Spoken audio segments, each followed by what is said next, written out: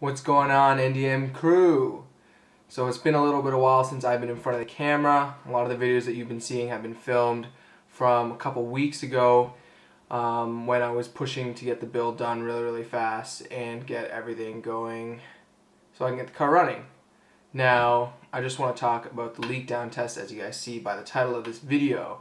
So this is why we always recommend doing leak down tests when you have project car or any engine that you're just trying to test and see if everything is good. So the compression test, like we said, really good numbers, really consistent. Now the compression test is not the only thing that will give you, or it may be misleading, to be honest. Compression test will say, okay, you don't have any big major issues with the block itself, stuff like that. Now, the leak down test revealed a little bit of problems with my motor that I bought. So let me get into explaining the whole story behind this.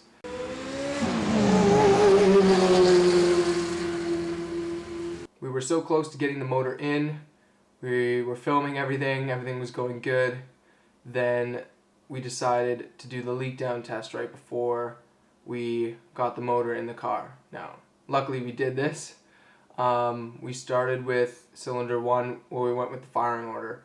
So cylinder 1 was at, I think, it started off with like 80% leakage, which means there's 80% pressure leaking out of the cylinder somewhere.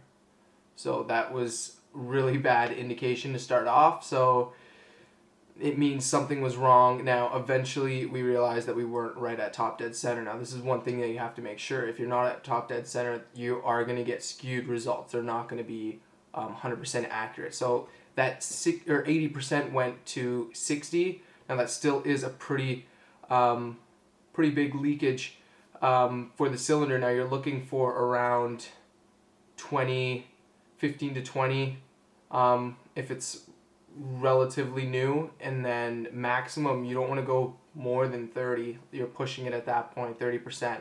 So everything else seemed to be good other than that first cylinder that we tested. Then we got to cylinder 4 and realized there was a 90% leakage on that cylinder. Now, this is something that you can't put in the car. It's not going to run. You're going to have misfires. You're going to have issues if the car would, or if the engine would even run itself, which pretty much means that we needed to do a cylinder head rebuild. Now, I'm going to go in the garage and I'm going to show you guys what I mean, and by the leak down test, how to actually perform it, and the actual cylinders that we had issues with. Okay, so as you can see, we're in the garage. Now, this is the block without the head on it, as you can see.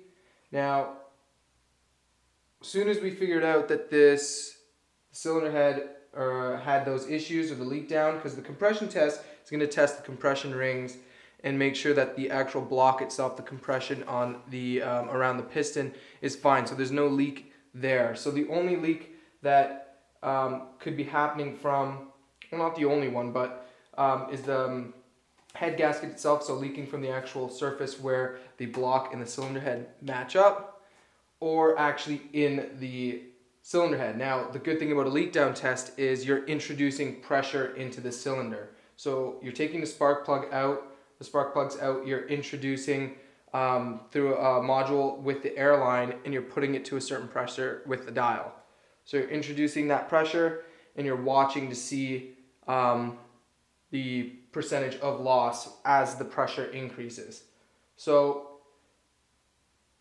the good thing about this is that when you're introducing the pressure and there's leak, where you have a percentage of leak down, you can hear and feel where the leak is coming from. So we had the valve cover off, we had the intake and exhaust off on this side here, so we could feel where it was coming from. So when we started at cylinder 1, we had ended up with a 60% leakage. We realized it was coming from the intake valve.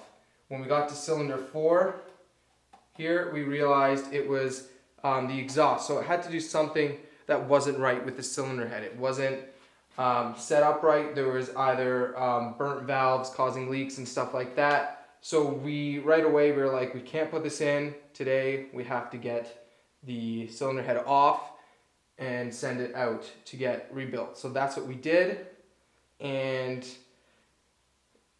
it's good to go so far. Now, this didn't really delay the build that much because it's just affected the engine itself. So everything else on the car, like the wiring, the interior, could all be worked on. Now, I didn't really film all that per se, but I'm gonna do an update video for next week, and so you guys can see the progress made, because I continued working on it. And as you can see in here, I don't know if you can tell, the block has been painted.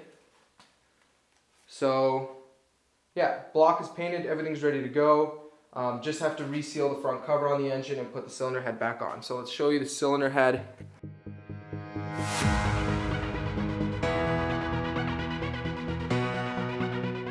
Alright, so that's it for this video. Just wanted to give you guys the story behind the Leakdown test and what you're going to be seeing coming up. So the cylinder head is going to be going back on, resealing the front cover, and an update video next week to show you the progress that we've made on the car.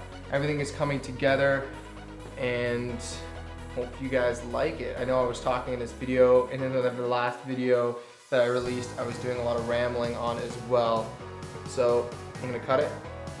See you guys. Stay classy, crew.